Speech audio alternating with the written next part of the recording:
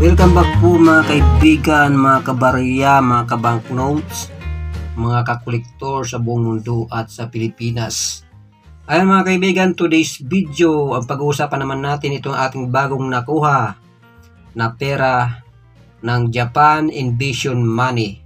Kilala din sa tawag na Mickey Mouse Money na ginamit noong World War II ng Japanese invasion dito sa Pilipinas. So ayan mga kaibigan, kung mayroon ka nito, malalaman mo ngayon kung magkano ang bintahan sa online, sa Coin Collector Group sa FB, para magka-idea ka kung yan ba nabibili o hindi. Ayan mga kaibigan, mababasa mo dyan mga kaibigan, 10 peso yan sa number, may X, 10 peso, saka may PE, ayan. 10 pesos din at nakasulat yung the Japanese government 10 peso. 10 pesos mga kaibigan. Ayan yung harap mga kaibigan ng perang ito. At kung mapapansin nyo mga kaibigan ay medyo sira na. Ayan o. Ito mga kaibigan, yung istorya nito ay nakita ko lang sa mga bata pinaglalaroan. So nakita ko, sabi ko ano to collectible. Kaya binili ko ito ng 10 peso sa kanila kasi nakita ko naman sira, kaya 10 piso lang. Kisa naman punitin lang, itapon, sunugin, ating mapakinabangan pa as a collection. Isa lang po ito sa aking collection sa Japanese money, 10 peso. At ito naman mga kaibigan, itong likod, 10 pesos din, may X, ayan. 10 pesos, 10 pesos. 10 peso ito mga kaibigan sa panahon ng mga Hapon dito sa Pilipinas, at yung X na yan sa Roman numerals ay ibig sabihin niya ay 10. Ayan mga kaibigan, yung 1942 10 pesos Japanese government na umiral noong World War II sa Pilipinas. So ayan mga kaibigan, ayon kay numista.com, yung presyo nito, yung good condition mga kaibigan, kasi ito hindi na good condition to damage na siya mga kaibigan. Around 40 pesos hanggang 95 pesos ang isa. Yung good condition, hindi po butas, hindi tupi, hindi madumi. Yun po ay malinis, good condition. Hindi pa siya tupi mga kaibigan.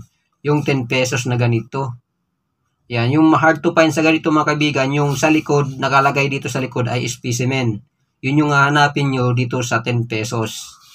Marami pa ito mga kaibigan, mga perang katulad dito. Nagsimula ito sa 1 centavos na Mickey Mouse Money or GIM. Hanggang, ang inimprenta nila nito hanggang 1,000 pesos. Mayroong 100 pesos, may 500 pesos. So marami ito mga kaibigan. Bali ngayon, collectible na po yung ganitong klase ng Mickey Mouse Money or Japan Invasion Money. Kaya pag mayroon ka nitong nahukay or pakalat-kalat lang sa lumang bahay nyo ng mga lulo nyo, ay mapapakinabangan nyo yan mga kaibigan. Huwag nyong ibenta basta-basta sa mga nagbabahay-bahay kasi babaratin kayo mga kaibigan yan. Kasi karamihan sa mga nasa bahay-bahay ay hindi alam na may value pala yung mga lumang bagay, item, vintage na item na iniwan ng mga lulo. Ay yung pa pagkakapirahan pala. Lalo na mga kaibigan pag mga gold at silver coins, yan. May mga presyo yan mga kaibigan. So yung gantong klase ng pera, nasabi ko nga na 40 to 95 pesos pag good condition hanggang UNC, uncirculated. Yung bagong-bago pa mga kaibigan. Yung ganitong klase ng 10 pesos na graded na mga kaibigan, galing na sa grading company, may serial na, na-authenticate na, nasa 2,000 po ang isa niya ng bintahan. Ayan. Basta graded na paper bills, mga kaibigan. So, yung presyo naman mga kaibigan, sa online dito kay eBay, nakakita tayo ng may nagbebenta, may nagpost ng $5.99. Sa peso sa ngayon ay nagkakalaga ng 351.54 pesos. Ay kay Carousel naman, may nagpost nagbebenta ng 500 pesos.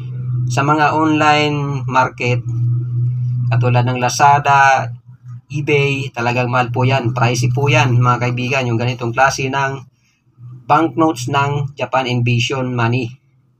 Ayan mga kaibigan. Dito naman mga kaibigan, sa Coin Collector Group sa FB. May nagpresyo nito, iba't ibang denomination, 480 kasama ang 10 pesos.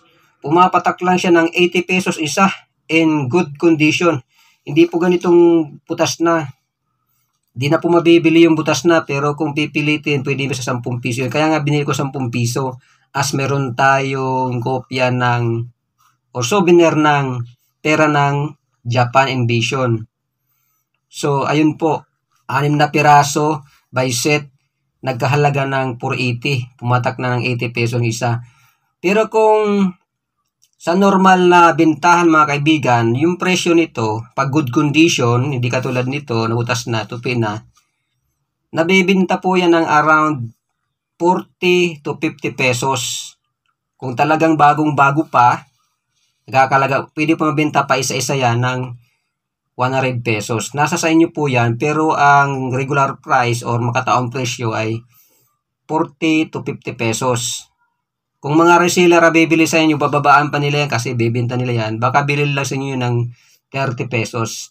Para naman pag bininta nila, siyempre tutubo sila. Ganun po yung buy and sell mga kaibigan dito sa Pilipinas. Di naman tayo bibili ng sagad ng presyo. Di naman tayo tutubo kung may bibenta natin sa iba. So ayan po, pag yung mga nagbabahay-bahay, baka bilhin lang sa inyo ng 20 pesos isa. Kaya mas maganda kung mayroon kayong mga ganitong klase ng Japan Invasion money or Mickey Mouse money, ay mas maiging pag-aralan nyo muna yung mga pira nyong nakukuha sa baol, nahuhukay, o kaya mga pamana sa inyo ng mga lolo-lola nyo mga kaibigan. So ayan mga kaibigan, yung presyo nasabi ko na, pagka good condition, 40 up to 100 pesos UNC mga kaibigan, good condition, pwede yan sa 40 or 50 pesos isa. Pero pag yung buy set from 1 centavos to 1,000 pesos, mga kaibigan, yung set na yon, alam ko 13 piraso yon, umaabot po siya ng 2,000 mahigit by set. Kasi karamihan din naman dito sa atin sa Pilipinas may nagbebenta ng by set. Yung complete na mga kaibigan, mahigit 2,000 ang bintahan yan, pero in good condition mga kaibigan. Hindi yung punit-punit, yupi-yupi, o madumi. Yung mga collectible mga kaibigan na mga paper money, banknotes at mga coins, siyempre hindi po dapat madumi o may mga gas-gas. Yan po yung mga collectibles. Pero kung mga ganito, mga madumi na o may yupi na, mahirap po yung maibenta mga kaibigan. So yan mga kaibigan, ang presyo, ang tungkol sa 10 pesos Japanese money Invasion or Mickey Mouse na money na mayroon tayo na collectible sa ngayon mga kaibigan. And don't forget to subscribe. God bless you all. Bye-bye!